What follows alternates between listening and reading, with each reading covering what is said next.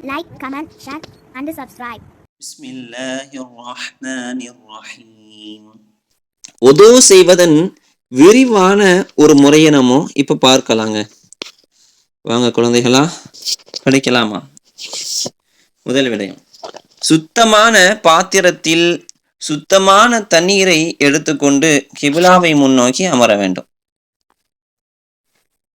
இரண்டாவது, முதலில் உதுவின் சுன்னத்தை நிறைவேற்றுகிறேன் என்று நியத் செய்தவாறு பிஸ்மில்லாஹ் சொல்லி இரு கைகளையும் மணிக்கட்டு வரை கழுவ வேண்டும்.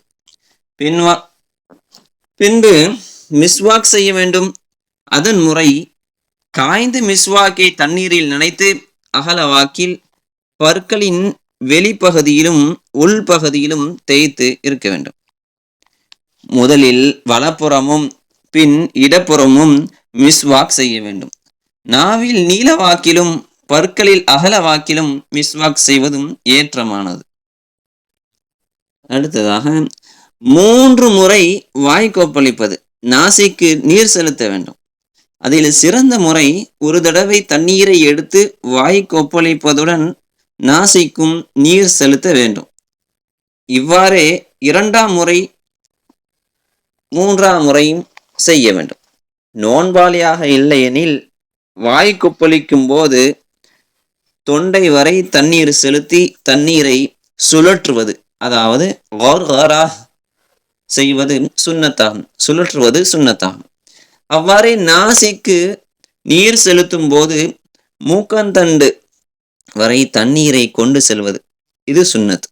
மூக்கில் தண்ணீர் செலுத்தி இடக்கை சுண்டு வரலால் மூக்கை சுத்தம் செய்ய வேண்டும். இடக்கை சுண்டு வரலால மூக்கை சுத்தம் செய்ய வேண்டும்.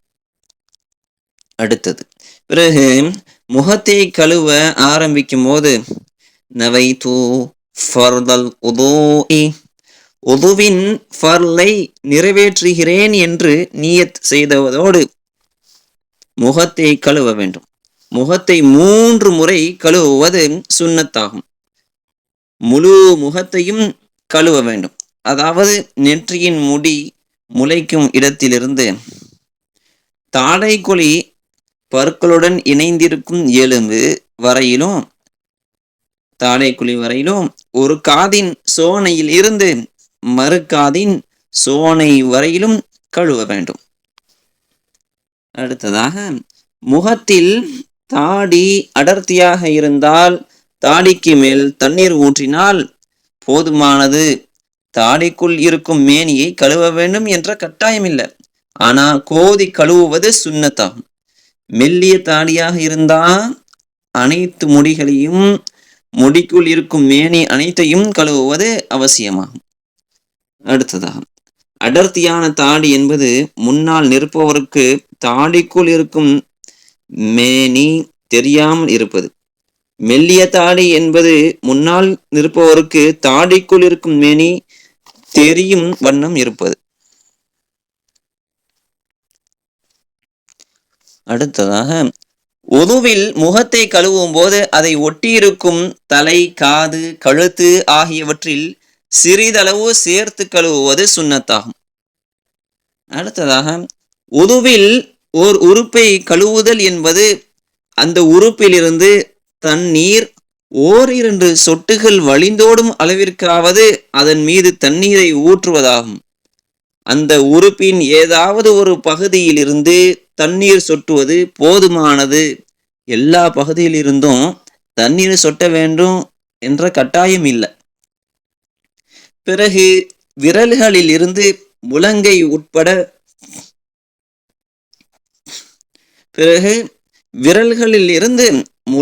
உட்பட இரு கைகளையும் 3 முறை கழுவ வேண்டும். முதலில் வலது கையை கழுவுவது, பிறகு இடது கையை கழுவுவது. முழங்கைக்கு மேல் சற்று கூடுதலாக கழுவுவது சுன்னத்தாகும். பின்னர் தனியாக தண்ணீர் எடுத்து 3 முறை தலை முழுவதும் மசகு செய்ய வேண்டும், அதாவது மசகு தடவ வேண்டும். தலைக்கு மசகு செய்யும் முறை இரு கைகளின் கலிமா விரலையும் இணைத்து தலையின் முன்பாகத்தில் வைக்க வேண்டும். இரு பெருவிரல்களையும் நெற்றி பொட்டின் மீது வைக்க வேண்டும். பிறகு அனைத்து விரல்களையும் தலையை தடவியவாறு பிடரி வரை கொண்டு செல்ல வேண்டும். தலையில் நீளமான அல்லது சுருட்டை முடி போன்றிருந்து மீண்டும் விரல்களை முன்னால் கொண்டு வந்தால்தான் அனைத்து முடிகளும் நினையும் என்றிருந்தா அந்த விரல்களை மீண்டும் முன்பக்கம் கொண்டு வர வேண்டும். நீண்ட முடி இல்ல எனில் பிடரியோடு நிறுத்தி கொள்வது போதுமானதுதான். இவ்வாறு 3 முறை செய்ய வேண்டும் என்கிறாங்க இந்த கிதாப் நூலாசிரியர். பிறகு தனியாக தண்ணீர் எடுத்து காதின் உள்பகுதியிலும் வெளிப்பகுதியிலும் மசஹ் செய்ய வேண்டும். காதுக்கு மசஹ் செய்யும் முறையாவது கலிமா விரலால காதின் உள்பகுதியை சுழற்ற வேண்டும். பெருவிரலால் காதின் வெளிப்பகுதியை மசஹ் செய்ய வேண்டும். பிறகு இரு கால்களையும் கரண்டை உட்பட 3 முறை கழுவ வேண்டும்.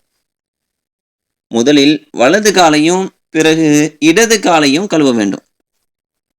கரண்டைக்கு மேல் கெண்டை காலையும் கழுவுவது சுன்னத்தாகும். கால் விரல்களை கோதி கழுவ வேண்டும். அதன் சிறந்த முறையாவது இடது கையின் சுண்டு விரலால் வலது காலின் சுண்டு விரலில் தொடங்கி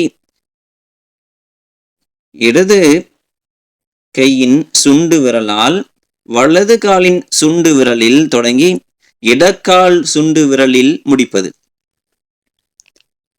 விரல்களின் இடுக்குகளில் நன்றாக தண்ணீர் செல்லும் அளவு கோதி கழுவுவது சுன்னத்தாகும். அதாவது விரல்களின் இடுக்குகளில் நன்றாக தண்ணீர் செல்லும் அளவு கோதி கழுவுவது சுன்னத்தாகும். இடுக்குகளில் தானாக தண்ணீர் செல்லாதவாறு நெருக்கமாக இருந்தால் விரல் இடுக்குகளை கோதி கழுவுவது ஃபர்தாகும். விரலில் மோதிரம் அணிந்திருந்தா அப்பகுதியில் தண்ணீர் செல்கிறதா என்பதை கவனத்தில் கொள்ள வேண்டும். அசைத்து கழுவ வேண்டும். ஒரு உறுப்பு காய்வதற்கு முன்னால் அடுத்த உறுப்பை தொடர்ச்சியாக கழுவ வேண்டும்.